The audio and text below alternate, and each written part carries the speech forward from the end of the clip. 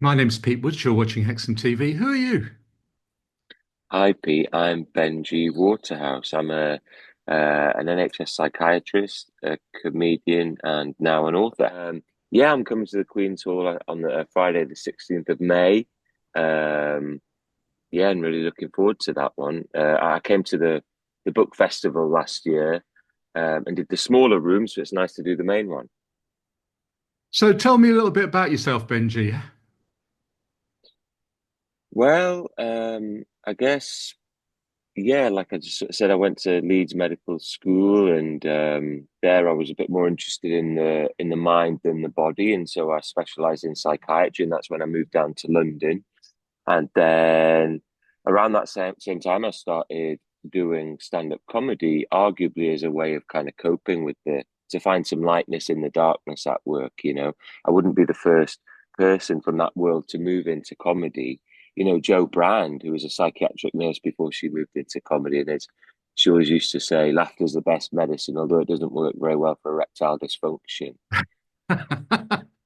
And yeah, so I think the NHS does run on gallows humour along with strong tea, and I guess I also think I saw like humour as a function for humour. I think it can really be a Trojan horse for helping people to think about quite serious things like serious mental illness, suicide, schizophrenia, things that they might not normally think about. As long as the tone is sensitive, they can tolerate it. You can joke even about serious stuff if the kind of angle is right. Like I've got one story, for example, about when I was once trying to section someone. Um, but I was so tired that on the section papers I accidentally mixed up the box for the patient's name and my own, and technically sectioned myself. Luckily, though, I noticed before it was too late because that could be a tricky one to wriggle out of. Because that, that's the problem in mental health, isn't it? Once you've been labelled someone of unsound mind, like when people come to collect you, there's literally nothing you can say. You'd just be like, no, no, no, you don't understand. I'm the doctor. On a serious point, Benji, I mean, mental health issues are really, really important. Lots and lots of people suffer from mental health issues. Um, what do you think's causing the, big mental health crisis at the moment? Mm. Well, um, when I was at medical school, a lot of consultants in other specialisms would try to dissuade me from going into psychiatry. They'd say things like, "Oh, you just want to be a social worker with a stethoscope." And I think a lot of what we end up calling mental health problems further down the line are really more strictly social problems. And so when you have things like cost of living crisis, poverty, unemployment, loneliness, disconnection through technology, lack of access to nature, bad relationships, alcohol and drug misuse, all of these things I think create a bad combination. It's usually these things that I think we're seeing increasingly coming through the doors, the kind of more mild to moderate stuff.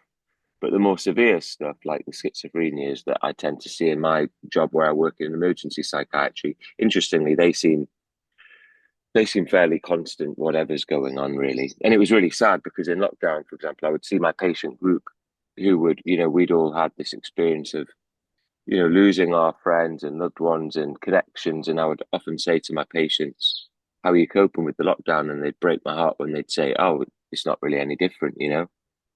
They were kind of socially distanced long before coronavirus from Yeah, society. yeah, Yeah, yeah, yeah, yeah.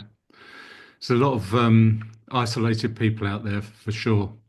yeah, yeah. So, where and what was it like when you did your first comedy stand-up gig?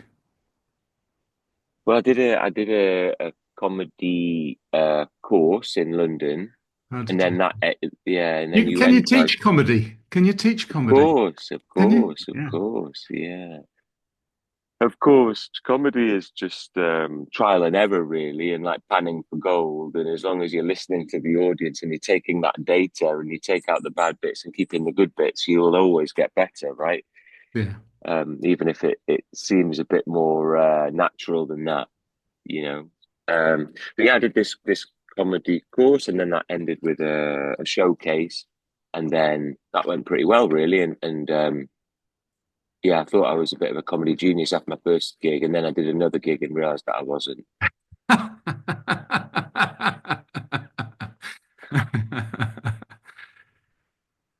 What makes for a good comedy audience? Um, well, and all there's so many things. I suppose people who want to be there, um, people are interested in what you're saying, people who aren't just who are kind of closer to you and not just hiding at the back of the room, and people who are warm and audible and not got their arms folded, and a few beers in them helps too. So you've written a book about your Mm. experiences as well, Benji. Tell me about that. Yeah, so that book's called You Don't Have to Be Mad to Work Here, A Psychiatrist's Life. And it really just looked to unlock the doors to the psych ward. Obviously not literally.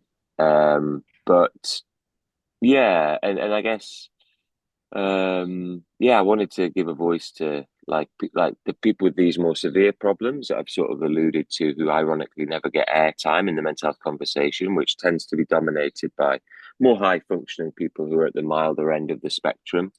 Um, so as I say in the book, it's for those people for whom some mindful colouring in and cold water swimming isn't going to do a lot, you know.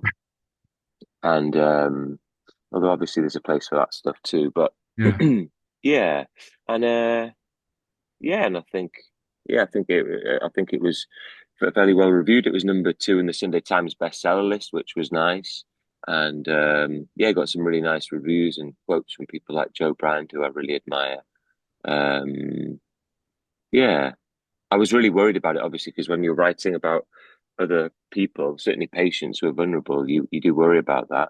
But obviously, everyone's all anonymized, so they're all just amalgams of all the thousands of people I've seen over a career. And interestingly, I've not had a single complaint from any patients, despite all my worries about that. The only complaints I've had from my patients have been for not including their stories in my book.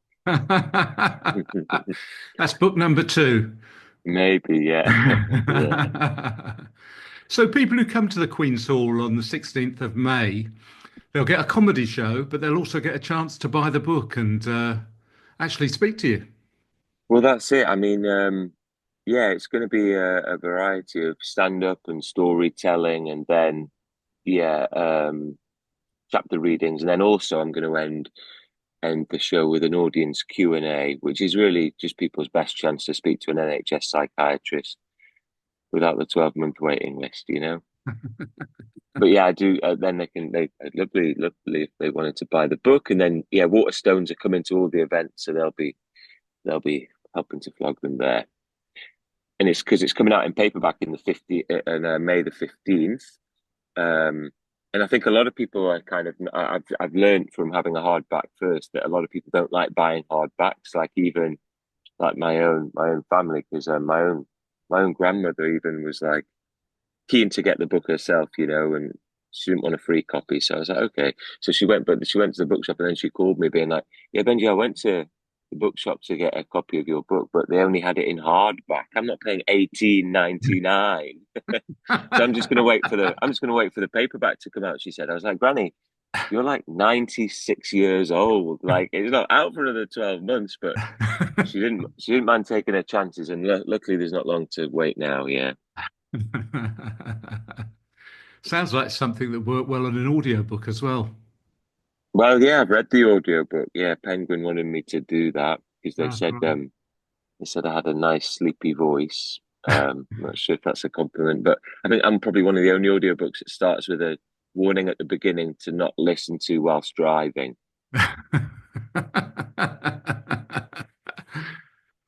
So, Benji, you've got some links to the sort of Northumberland area, I understand. So it's a Mm, bit of a homecoming for you.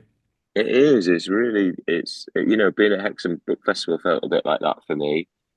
It's lovely to, something does happen to me. As much as I've lived down south for